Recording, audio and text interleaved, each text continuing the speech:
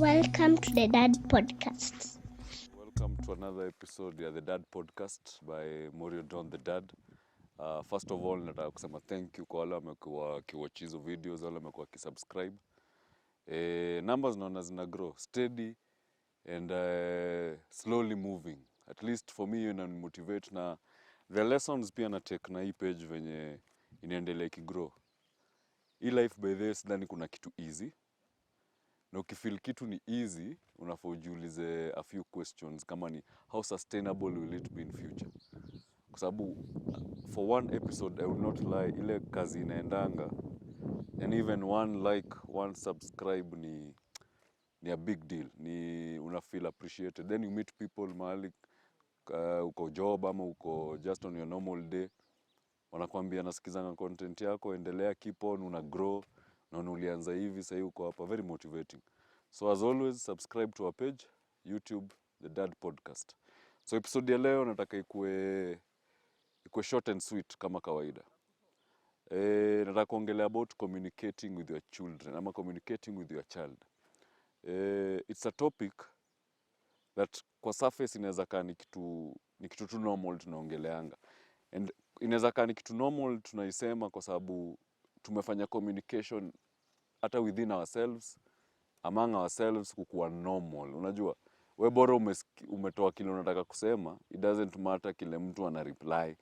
Unaona kuna mtu aliniambia most of us tunasikizanga kujibu. Unasikiza kujibu kuliko kusikiza kuunderstand. So topic ya leo ni communicating with your child. Na nitafocus na tuseme ages 4 na 12 hapo. Tuseme mtu yako 4 years to 12. Na pia I'm sure unaweza pata some other points unaweza tumia to older ama younger kids. Nikisema communicating, naenda straight kwa, you see most of us, wale ni parents na wale parents to be. Tuna communicate, tumalize, kwanza kama ni mtoto sana sana, utaongea umalizane naye uende to the next to do list. Unapata? As in, ni rare sana ukae chini uinternalize kile anasema, anataka kuisema aje, the emotions behind it. Utaongea tu na mtoi, hata nasikianga hizo comments. Kwanza sisi tukiraiziwa age yetu ilikuwa normal. Acha huyu ni mtoto, acha aende acheze. Hakuna mtu anakaa chini ana try ku get na ku understand mtoi ni nini ana try ku communicate. So episode leo nataka kupatia na a few tips how to communicate effectively with your child. You see, mtoto hatakwambia ni ngumu, hata kaa kuambie anataka uprobe more into their lives, but every child needs the parent ama the guardian for that matter ana probe more into their personal life. Unajua, si tu kile anamwambia, go a step further, understand ni nini, why did she or he say this, kwa nini hiyo point imetoka venye imetoka. Na you will be shocked to learn mtoto ana emotions, maybe kuzitoa na kuzicommunicate. Umezoea venye grown up sozi. Unajua ukikasirisha grown up utaona hasira. Mtu huyu unaweza mkasirisha alie, anaweza boeka alie, anaweza sikia njaa alie. So there are things you need to understand, na ukikaa chini pia ukiongea na mtoto, pick these things. Mtu huyu ana need ku understand na kujua uko concerned na what they are thinking and what they are feeling. For it is very important to make sense of the emotions. It's very important to validate their emotions when need be so. Kwa sababu, like I said, mtoi atakaa kuambie ati I need you to ask me more questions. Hapana, but it's you as a parent ama as a guardian to go an extra mile, ujue kukoaje. Na kwanza while sasa tunaishi shule, it's a tricky situation kwanza kwa hizo ages mtoto wako shule. Lazima invest more. I was telling someone, mi hufanya a self effort, mujituma every weekend na kwa na a few hours na dota yangu, na try kumuuliza hiyo wiki imekuaje, hii wiki what do you look forward to the next week. Na try kupata hiyo feeling ya shuleni, kani chuo ni nini namsumbua, maybe kani home. Hapo ndio pia naweza get a few points za kama ni nani wake, najua huyu nani ana work ama how does they treat my children. So niende kwa the tips of effective communication with your child, na niseme mtu akiongea, listen with your whole body. Unanipata? Listen with your whole body. Na nikisema listen with your whole body, unaona kama sasa naweza kuwa natoa point. Sasa sasa naweza kuambia subscribe to our channel The Dad Podcast. Tuko Facebook, tuko Twitter, tuko Instagram. You see, I'm still communicating but naangalia kando na sijakupatia hiyo the eyesight. So feel ni kama ni wewe, that message is not tailor made for you. Mtoi pia ni the same. Maybe atasema but it's still the same issue. So face them. Muangalie mtoto ndio huyu. Turn. My son, kaa chini. Mama, what is it? Wapatie eye contact. Nacheki. Wapatie eye contact na make sure hata hiyo unaweza tumia kama practice. Kama ni kitu na struggle nayo, kuna watu struggle sana na eye contact. Na come across a few actors na anchors. Unapata eye contact ni issue. Unaweza anza kupractice na mtoto. When having a conversation, look straight into their eye. Na umuulize na let them express themselves bado mkiangaliana. Kama ni mtoto mdogo, obviously height mtakuwa different unless amekuwa mtall, mko the same, kama the same height. But kama ni a small child, kneel down, enda to the level. Enda level yake. Mkiavi conversation umemface, mna have eye contact na kneel down, tuseme na mguu moja. Na mna have your conversation. Yes? Pia unaweza tilt head, no, check asiongee ukaeni kama uko uninterested, hata una shughuli unangoja tu amalize ongeni, a dismissive posture. Tilt head, yani aone uko na yeye nini, talk to me. Another tip ni pick up the emotion. No? Venye anatoa hiyo, venye anajiexpress, pick up. Kama ni anger, itakuwa the same na grown up. So pick up hiyo na attend to that feeling. Attend to that feeling ile mbona umesema hivyo. Unajua, I remember a conversation I had with my daughter na nilikuwa namuuliza her friends in school. And I noticed kuna jina akisema aisemi in good light. Kila saa akitaja she was a lady. Kila saa akitaja the lady ama the girl child, kila saa akitaja naona kuna negative factor anatoa na kuna tu ka feeling fulani ka bad energy anaportray. So I really wanted to dig more and understand kwa nini akitaja hiyo jina ni issue. I discovered kumbe at that time mtu alikuwa anakula snack yake. As in, sasa break time ikifika tu hivi ni yeye bumper yake anaenda anambuli, anachukua snack yake. So I had to deal with it, but I first had to pick that emotion. I also had first to attend to the feeling. Na hiyo pia ilifanya nika prompt more conversation. Unajua, nika understand her friends, nika understand her teachers and how they deal with the situations. Na it's the same pia na every child. Attend to the feeling na ita prompt more conversation. Another point, acknowledge feelings za mtoi. Acknowledge feelings za mtoi. Sisi tukigrow, wengi wetu na ndio musema we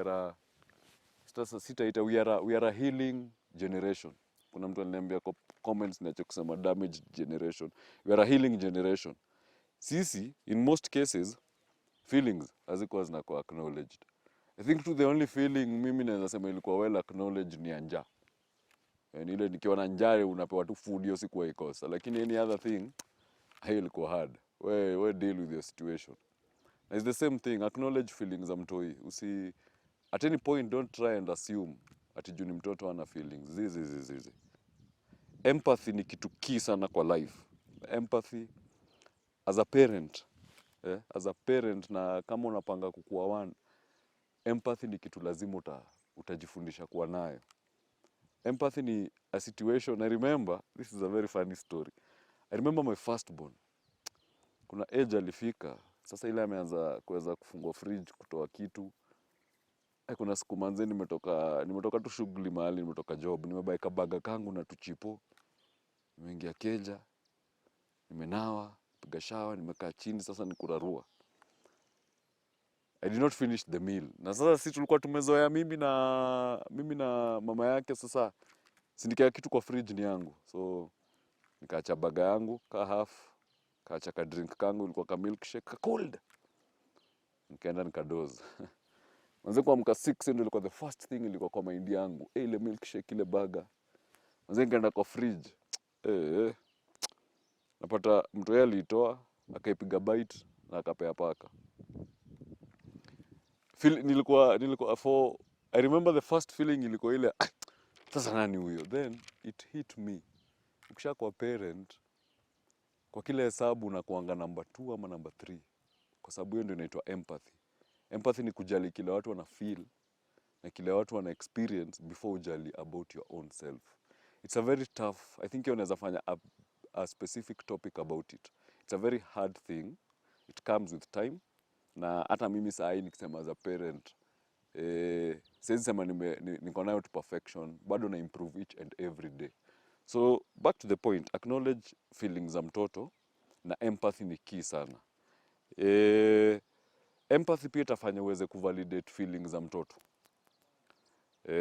Empathy ndio itaweza, kama una empathy huwezi validate, utakuwa unaona ni kama anaongea ujinga ama ako na ufala. Unanipata? Na empathy ndio itafanya kukuwe na hiyo distinct place unaweza validate na umwambie yes, this is okay, this is right. Haya. Another point, ukiongea na mtoto, bado we are still on the tips of effective communication with your child. Ukiongea na mtoto, take time, delay correction. Delay correction kabisa, unajua? You might be right, she might be wrong, he might be wrong. Hata kari grammatic, kuna wale wanakuanga hata watakanga kusikia word moja ikitolewa vibaya. First, relax. Mpatie chance kwanza communicate, aongee, mtadili na corrections after. The most important thing kwanza ni you understand kile anatry, the information anatry kukupatia. Ignore hizo counter remarks. Unajua, sisi watu wakubwa tunakuanga na ile ya msee akitoa point, kwanza ushaenda situation walevi wanagi ama wana have a conversation. Inakuanga hiyo ndio inaitangwa noise ama hiyo inaitangwa constructive noise. Kuna unconstructive noise na constructive noise. I think walevi wengi ni constructive noise. Ndio kuna points zinatolewa but kila mtu anaongea at the same time. So relax kwanza, relax. Ignore hizo counter. Akisema kitu si lazima useme. Kwanza relax, acha aje express, utaongea. Time yako itampatie ample chance, ample time ya kujiexpress. Hear them out kabisa and make sure amefeel, ametoa kile liko kwa roho. Unajua kulikuwa na advert ilikuwa inasemanga fungua roho. The same thing. Acha mtoto kwanza afungue roho before ukuje kucounter ama ukuje kucorrect. Uko too very slow until they express themselves. Unajua? Ile nambonga kuwa mpole. Kuwa mpole. Wacha wajiexpress baadaye tu wenye wanataka in their own sense. Another point ni try to see the situation in the child's eye. Unajua shida ya kuwa parent na shida ya ukilea, lazima saa ingine ujitoe kwa hiyo situation. Ujieke level ya mtoto na ndio uone kile ana communicate. Mtu anaweza kuja akwambie hapa nje nani has looked at me badly. Wewe sasa mwambie wewe mama wewe ndio ucheze huko, sasa unashindwa kuangalia vibaya, is it an issue? It is an issue for her or for him. At that age unaweza kuta hiyo ndio the only thing atakuwa, hiyo ndio the only thing na the only picture na baki nayo kwa mind. So try and see the situation through the child's eye and step into their frame before you start criticizing them. Unajua ujiweke hiyo level ya mtoto before criticize ama before to a comment, na ujue ile comment utatoa hawa ni watoto, these are not grown ups, deal with them, let a child be a child. Acha communicate, validate them, on a situation in their eyes and be attentive, be very attentive and don't ignore anything anasema, no matter how small kwako inaweza kaa, don't ignore. Avoid shaming your child. Unajua this is key, hii ni deep. Sasa let me ask you as a parent ama as a guardian, wewe kawe ndio unashame mtoto wako, una expect world hapo nje inamfanyia nini? Wewe kwa the first and the last defender wa mtoi. So hata kwa conversation, and it starts small, mkihave hizo conversation zenu, avoid shaming them. Ati sasa huyu unajua mimi from the Kikuyu community, so utasikia comment kama mtu ni harare ya mono, wewe ni harare ya mono. You see comments guys, huyu ni mtoto wako. So I don't think that is something anafaa kufeel as a parent. You're not defending them. Mwambie watu I'm their last line of defense. So wakideal na world, I'm the last person nitakuwa na criticize.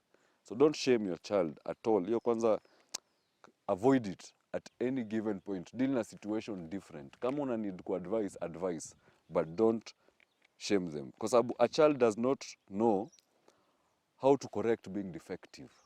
A child does not know how to correct being defective. As in haiwezi, but wanaweza learn ukicorrect in a supporting and encouraging way. Mtu haiwezi mwambia ako dash, ati wewe uko dash na ati correct kwa dash. Ataishi tu, atagrow tu na kuwa dash, hata zaidi tu hiyo barabara ya dashness. So ajui correct defective. Mtu mkubwa anajua, unajua mtu mkubwa unaweza kuja umwambie wewe ni mchafu. Una need kuoga, ende aoge. Mtoi hawaki hivyo, mtoi na work reverse. So avoid shaming your child. And to my last point, communicate na mtoi wako. Encourage them to find solutions themselves kwanza before wapatie. Akishaongea, akishaji express, hebu mpatie ka chance ka yeye anaweza, yeye angetakaje. They might say a stupid thing, they might say kitu wewe as a grown up ukiangalia unaona hii ni ujinga, hii ni kitu ndogo sana, but inampatia culture na inanacha something, anajua yeye mwenyewe anaweza jitrust na anaweza trust decisions zake zile ana make. Mpatie options. In some situations mpatie options, yeye achague. Mpatie ka right, 3 rights, which every can work. Maybe it take more time than he, maybe it take more guidance than he, but mpatie options. Sangine ajichagulie mwenyewe. Motivate them in such a way, hata akimeka wrong choice, bado auta criticize na uta shame, uta balance, ndio aweze kujitrust. Bado alimeka wrong choice, but imaanishi you make wrong choices. Inamaanisha tu in that situation, in that context, alimeka wrong choice. In the next one, anaweza make a right choice. So back to the topic of the day, ilikuwa tips za effective communication with your child. I hope utaweza kupick vitu 2-3 hapo. The next time una have conversation na mtoi wako, hatuko 1980s, hatuko 1990s, hatuko 2020s, 2030s na karibia. Hatuwezi fanya the same thing. Tulisema the dad podcast ni about kuunlearn, ni about kureteach, ni about do things differently from what we experience. So see you on the next episode, na tuendelee kushare the word, kusubscribe, inshallah. The Dad Podcast, Morio Don the Dad. See ya.